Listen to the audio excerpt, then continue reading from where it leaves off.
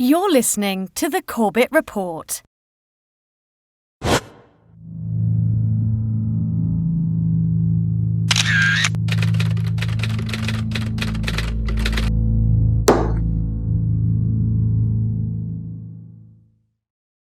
It took President Bush an extraordinary 441 days after 9/11 to establish a commission to investigate the events of September 11, 2001.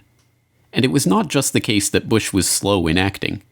He actively resisted any investigation for as long as he could, taking the extraordinary and unprecedented step of personally asking Senate Majority Leader Tom Daschle to limit Congress's investigation into those events. In the end, the commission was severely underfunded, severely rushed, and, as Commission Chairman Thomas Kean later admitted, "We think the commission in many ways was set up to fail." But the most unmistakable sign that Bush was only interested in appointing a cover-up commission to investigate the largest attack on U.S. soil in modern history was his initial choice for commission chairman.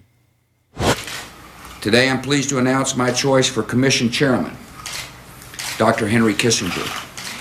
Dr. Kissinger, do you have any concerns about, once the commission begins its work, if fingers point to valuable allies, say Saudi Arabia, for example, the implications, the policy implications this could have to the United States, particularly at this delicate time?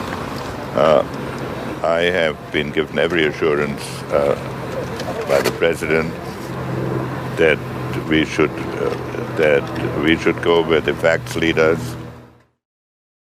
Not even the New York Times could believe that Henry Kissinger, the consummate Washington insider, could pretend to conduct an independent fact-finding investigation into 9/11. It is tempting to wonder if the choice of Mr. Kissinger is not a clever maneuver by the White House to contain an investigation it long opposed, the Times editorialized after the announcement. Kissinger may have been prepared for such polite disagreement with his appointment, but he was not prepared to meet the 9/11 widows whose tireless efforts had forced the creation of the commission in the first place. Several family members approached Kissinger and requested a meeting at his office in New York. Prior to the meeting, Kristen Breitweiser conducted a thorough investigation of Kissinger's potential conflicts of interest. Probably much to the chagrin of some of the people in the room, Lori asked some very pointed questions. Would you have any Saudi American clients that you would like to tell us about? And he was very uncomfortable, kind of twisting and turning on the couch.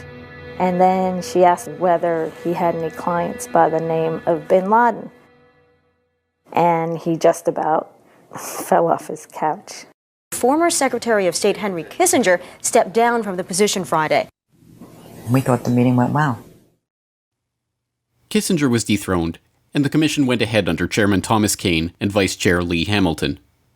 But while Kissinger's appointment and resignation received all the attention, the White House was busy slipping another agent into the commission through the back door.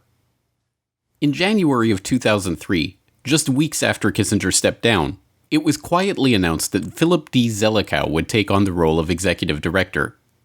As executive director, Zelikow picked the areas of investigation, the briefing materials, the topics for hearings, the witnesses, and the lines of questioning for witnesses. In effect, this was the man in charge of running the investigation itself. So who was Philip Zelikow? The Commission's press release announcing his position described him as a man of high stature who has distinguished himself as an academician, lawyer, author, and public servant. Although they noted his position at the University of Virginia and his previous role as executive director for the National Commission on Federal Electoral Reform, curiously missing from this brief bio are the multiple conflicts of interest that show how the Bush administration essentially put one of its own in charge of investigating how the Bush administration failed on 9/11. In 1995, Zelikow co-authored a book with Bush's national security advisor, Condoleezza Rice. He was part of the transition team that helped the Bush administration take over the White House from the Clinton administration. He was even a member of Bush's post-9/11 Foreign Intelligence Advisory Board. But perhaps most incredibly, Zelikow actually authored the Bush administration's 2002 national security strategy that outlined the preemptive war doctrine that would be used against Iraq. This, however, is something that not even 9/11 Commissioners Kean or Hamilton themselves knew at the time the commission was formed. Zelikow was the author of a very important document issued by the White House in September 2002 that really turned military doctrine on its head and said that the United States could become involved in preemptive war, preemptive defense, that we could attack a nation that didn't pose an immediate military threat to this country. And obviously in September 2002, it sure appeared that that document was being written with one target in mind, Iraq. Now, as I say, the author of the document at the time was anonymous. We didn't know that Philip Zelikow had written this thing, and that becomes known, I think, widely on the staff only in the final months of the 9/11 Commission investigation, and it appeared to pose yet another conflict of interest for Zelikow. Just to be clear, the preemptive doctrine memo comes out in September of 2002. The commission is created formally in December 2002. And do Kane and Hamilton, when they hire Zelikow, are they aware of his role as the author of the preemptive doctrine? I don't believe so. These conflicts of interest were not merely theoretical. After the victim's family members discovered Zelikow's links to the Bush administration, he was forced to recuse himself from the proceedings of the commission, which he himself was directing, that had to do with the Bush White House transition or the National Security Council. Hearing of Zelikow's appointment, former counterterrorism czar Richard Clarke, who Zelikow helped to demote during the Bush transition, remarked that the fix is in, wondering aloud, could anyone have a more obvious conflict of interest than Zelikow? Key staffers and even one of the commissioners threatened to quit the commission altogether when learning of Zelikow's history. When the 9/11 victims' family members discovered Zelikow's links, they protested his appointment, but unlike with Kissinger, this time their concerns were dismissed, and Zelikow plowed ahead. As even Zelikow himself admits, his ties to the very figures he was supposedly investigating are a legitimate concern, and any real investigation of the 9/11 cover-up would begin with him. There's a whole welter of conspiracy theories about 9/11 floating around the internet, in video cassettes, and there's a whole cottage industry in this, which if you haven't read much about it, then you're a fortunate person. I get a lot of this. I actually figure very largely in a number of the key conspiracy theories. No, but to be fair, I worked with Condi Rice, right? I worked with her in the administration of Bush 41. So I could be read as the plausible henchman executing the cover-up. And it's a legitimate concern, especially if I hadn't had 81 other staffers keeping their eagle eye on me. Conveniently left out of Zelikow's story about the 81 staffers keeping their eye on his decisions is that they were staffers who were hired by him and under his complete control. In fact, Zelikow took over the hiring of the commission staff and even stopped staffers from communicating directly with the commissioners themselves. In the first few months, the 9/11 commissioners themselves rarely even visited the commission because Zelikow denied them their own offices or the ability to hire their own staffers. The most remarkable example of Zelikow's dictatorial control came in March 2003, just 3 months after the Commission's 16-month investigation began. It was at that time, before the Commission had even convened a single hearing, that Zelikow, along with longtime associate and Commission consultant Ernest May, co-wrote a complete outline of the final report. Before the staff even had its first meeting, Zelikow had written, along with his former professor, Ernest May, a detailed outline of the Commission's report, complete, as Sheenan put it, with chapter headings, subheadings, and sub-subheadings. When Kane and Hamilton were later shown this outline, they worried that it would be seen as evidence that the report's outcome had been predetermined. So the three of them decided to keep it a secret from the rest of the staff. When the staff did finally learn about this outline a year later, they were alarmed. Some of them circulated a parody entitled The Warren Commission Report Preemptive Outline. One of its chapter headings read, "Single bullet, we haven't seen the evidence yet, but really, we're sure."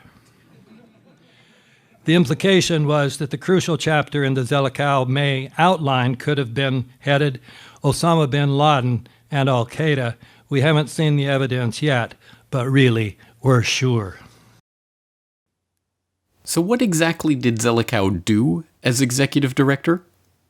He allowed information in the Commission's final report derived from illegal CIA torture sessions, despite not having access to the evidence of those sessions themselves, which were later illegally destroyed. This included the testimony of alleged 9/11 mastermind Khalid Sheikh Mohammed, who was waterboarded 183 times in a single month, whose children were kidnapped by the CIA, who was told that his children were going to be tortured with insects, and who eventually confessed to a whole series of plots, including bombing a bank that didn't exist at the time he was arrested. More than 1/4 of the footnotes in the final commission report source from this torture testimony, and as Zelikow himself admitted, quite a bit, if not most, of the commission's information on the 9/11 plot itself came from this testimony. Zelikow denied interviews and documents to staffers investigating the Saudi connection to the attacks, eventually firing one of them and removing the text of their investigation from the final report. He personally rewrote a commission staff statement to suggest a systematic link between al-Qaeda and Iraq before 9/11, outraging the authors of the original statement. He worked behind his own staffers' back to stop them from serving the Pentagon a subpoena to answer about information NORAD was withholding from the commission. He sat on a proposal to open a criminal investigation into FAA and military officials who lied to the commission for months, and then forwarded that proposal not to the Justice Department, who could have brought criminal charges, but to the Inspector General, who could not. And he covered up information on Able Danger, a military intelligence team that had identified several of the alleged 9/11 hijackers in the country before 9/11. After the initial disclosure, Dr. Zelikow came to me at the end of the meeting, gave me his card and said, "What you said today is critically important, very important. Please come see me when we return to Washington, D.C." I returned to Washington, D.C., January of 2004, call in, they say, "We want to see you, stand by." Nothing happens. A week goes by. I call again. They say, "We don't need you to come in. We have all the information on Able Danger we need. Thank you anyway." And that was where it ended. All right, so the information that you told Dr. Zelikow in Afghanistan about the CIA interfering with your ability to provide actionable intelligence to the United States government, intelligence that might have helped them find out who caused 9/11, you were not permitted to testify about. That's correct. Okay. From the initial outline to the final report, Zelikow carefully guided the process, hiring and firing the staff, directing their research efforts, deciding on witnesses, scrubbing information, and shielding his former colleagues in the White House from criticism. But perhaps more remarkable than the fact that the fix was in from the moment he took over the commission and began working on the predictive outline of the final report, is that he had in fact written about 9/11 and its eventual aftermath in 1998, 3 years before September 11th. In an article entitled Catastrophic Terrorism, Tackling the New Danger, written for the Council on Foreign Relations Foreign Affairs in November 1998, Zelikow and co-authors Ashton Carter and John Deutsch ask readers to imagine a catastrophic act of terrorism like the destruction of the World Trade Center. Like Pearl Harbor, the event would divide our past and future into a before and after. The United States might respond with draconian measures scaling back civil liberties, allowing wider surveillance of citizens, detention of suspects, and use of deadly force. More violence could follow, either future terrorist attacks or U.S. counterattacks. Belatedly, Americans would judge their leaders negligent for not addressing terrorism more urgently. Zelikow's amazing prediction becomes somewhat less remarkable when we learn his own self-described expertise in the creation and management of public myth. In a separate 1998 article on public myths, Zelikow identifies generational myths that are formed by those pivotal events that become etched in the minds of those who have lived through them, before noting that the current set of public myths, formed during the New Deal in 1933, are currently fading. Convenient for Zelikow, then, that the Pearl Harbor event that would define the next generational myth, known as the War on Terror, would arrive just 3 years later, and that he would be in charge of the commission tasked with creating and managing the public perception of that myth. Indeed, given his central role in the cover-up of 9/11 and deflecting concern away from legitimate 9/11 suspects, Any true investigation into the events of September 11th would involve a thorough interrogation of Philip D. Zelikow. No, but to be fair, I worked with Condi Rice, right? I worked with her in the administration of Bush 41. So, you know, I could be read as the plausible henchman executing the cover-up. And it's a legitimate concern.